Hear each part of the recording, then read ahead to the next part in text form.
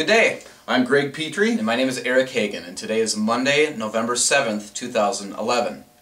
Economists surveyed by Bloomberg News had expected unemployment to stay at 9.1% in October, so the decrease we just saw to 9% was a nice development.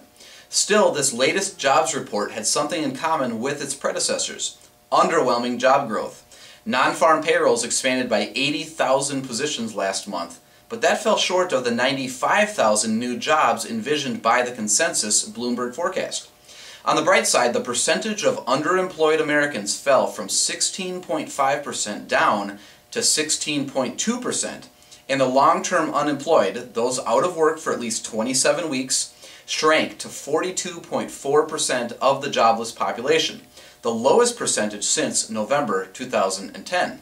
The Institute for Supply Management Purchasing Manager Indexes were both above 50 in October, but not quite where they were a month before. The ISM Manufacturing Index slipped from 51.6 to 50.8. Its service sector index ticked down to 52.9 from the preceding 53.0.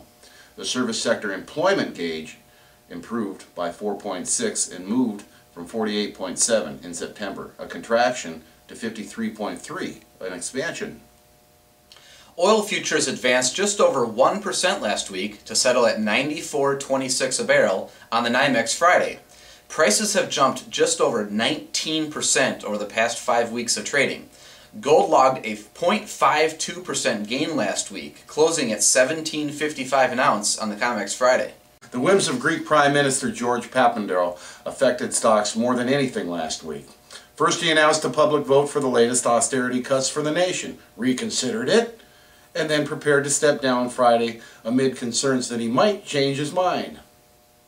If these weekly performance numbers show bears were roaming last week, the Dow down 2.03% to 11,983, the S&P down 2.48 to 1253, and the NASDAQ down 1.86 to 2686. Thank you, George, very much for your political wins. Right on. All right, this week there are no major economic releases slated for today, Monday.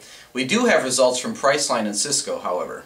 Eurozone finance ministers conclude their meeting in Brussels on Tuesday, and Toyota presents earnings. Then on Wednesday, Ben Bernanke speaks at a Federal Reserve conference on small business. Earnings come in from GM, Anheuser-Busch, HSBC, Cisco, Green Mountain, Ralph Lauren, Macy's, as well as Wendy's. Thursday, we have earnings from Viacom, Kohl's, Disney, and Nordstrom's. Ben Bernanke speaks at the El Paso Town Hall. Then wrapping up the week on Friday, it's Veterans Day. Banks are going to be closed, but the markets will be open.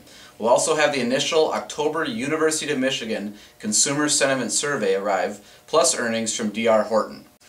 That's what we're looking at this week. My name is Eric Hagan. And I'm Greg Petrie. We'll keep our finger on the pulse of the economy and report back to you next Monday. Please subscribe right now so you can join us then.